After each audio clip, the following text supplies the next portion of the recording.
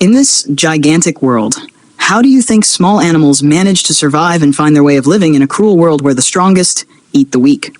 Well, each animal has its own genius way to survive. One of the smallest yet most fascinating creatures is the ant. To understand how ants find food, you first have to understand that an individual ant isn't smart in the way a human or a dog is. You won't find an ant solving a crossword puzzle. However, as a group, they form a superorganism that is arguably one of the most intelligent forces on the planet, operating on just a few basic rules of behavior rather than a grand plan. They don't talk to each other directly. Instead, they communicate indirectly by leaving trails of volatile pheromones in their environment. The intelligence we see isn't inside any one ant's head. It only emerges when you look at the colony as a whole, a concept known as cooperative intelligence. Interestingly, you could never predict how the entire group will move just by studying one ant, and the individual ant itself has no idea what the rest of the colony is achieving. It's a total team effort where the group is much smarter than the sum of its parts. These formulas represent the mathematical heartbeat of the ant colony optimization algorithm. They describe exactly how the pheromone levels on a path change over time. 1. The individual contribution, delta tau I j k. The first part of the image defines how much pheromone a single ant leaves on a specific segment, from point idle to j. If the ant travels on that segment, it leaves an amount equal to 1 lk, where L is the total length of the ant's trip. The logic: this is a quality check. If the total trip was short, 1 lk is a larger number, meaning the ant leaves a stronger scent. If the trip was long, the scent is weaker. This rewards efficiency right from the start. 2. The simple accumulation without vaporization. The middle formula shows what happens if pheromones never disappeared. It's a simple sum. You just add up all the little bits of scent left by every ant M that walked that path. The problem: in a real-world scenario, if pheromones never disappeared, the first path found would stay forever, even if a better, shorter one was discovered later. The colony would be stuck in a bad habit. 3. The realistic update with vaporization. The final formula is the gold standard for the algorithm. It calculates the new pheromone level by balancing two things: the decay. It takes the existing pheromone, tau ij, and multiplies it by 1 rho. The variable rho, is the evaporation rate. This ensures that the old memory of the path slowly fades away. The deposit. It then adds the sum of all the fresh pheromones dropped by the current group of ants. The result. This math creates a use-it-or-lose-it system. For a path to stay visible to the colony, ants must travel it fast enough and often enough to outpace the rate of evaporation. This is exactly how the colony calculates the shortest route to the food.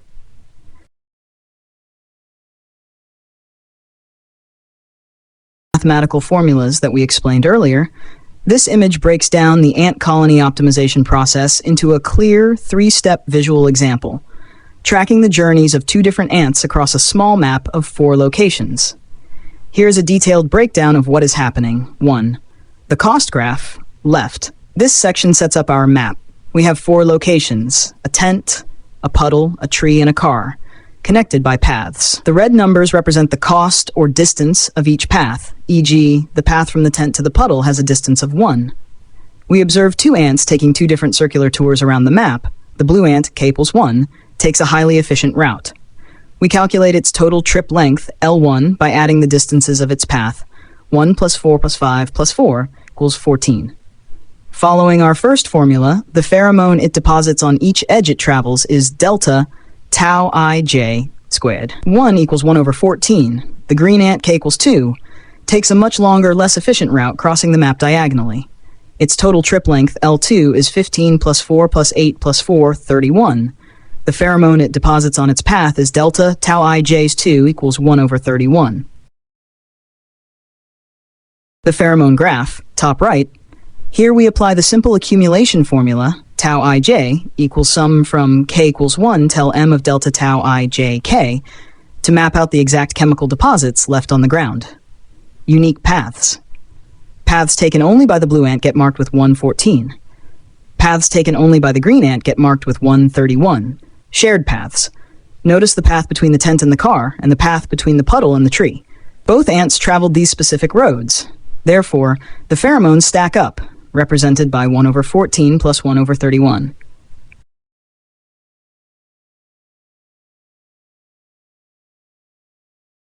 Three, the final calculation, bottom right. The arrow leads us to the practical result of these deposits, converting the fractions into easy-to-read decimal values. The blue ant's short trip leaves a strong scent of 0.07 on its unique paths. The green ant's long trip leaves a much weaker scent of 0.03 on its unique paths. The shared paths combine both scents, creating the strongest pheromone trails on the map, 0.07 plus 0.03 point zone row. The takeaway. This perfectly illustrates how the math rewards efficiency. Without any centralized planning, the shorter routes are heavily reinforced with stronger scents, 0.07, while the longer, inefficient routes are left with very weak traces, 0.03. As more ants enter this map, they will naturally be drawn to the heavier 0.07 and point zone trails.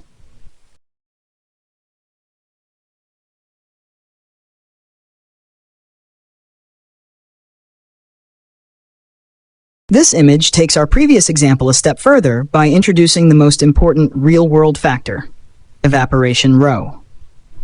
While the previous slide showed pheromones simply building up forever, this one applies the with vaporization formula we discussed earlier to show how a colony's memory actually evolves over time.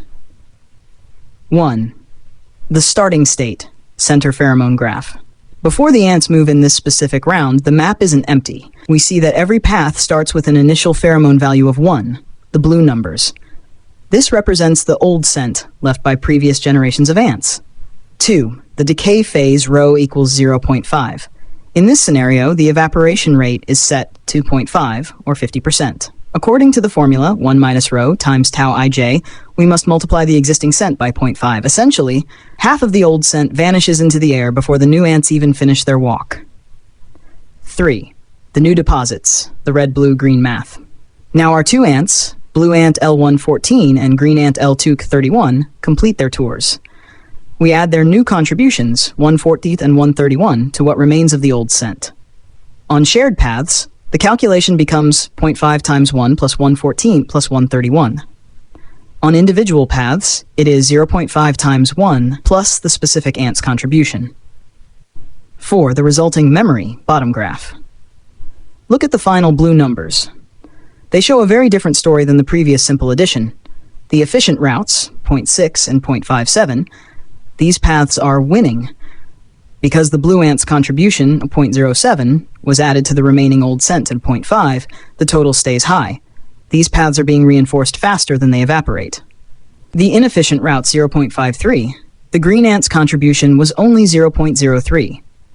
Even with the new deposit, the total scent on these diagonal paths dropped from 1.0 down to 0.53. The big picture. This visualization proves why evaporation is the secret sauce of the algorithm. By losing 50% of the scent every round, 1. Bad paths are punished. The green ant isn't strong enough to keep her path scent alive. It is slowly dying. 2. Good paths are sustained. The blue ant is efficient enough to keep her path scent stable or growing. 3. The colony can change its mind. If the tree location suddenly ran out of food, the 0.57 scents leading there would evaporate completely within a few cycles, allowing the ants to forget that route and find a new one. In short, evaporation acts as a delete key for old, bad information, ensuring the colony stays focused only on the best possible routes available right now.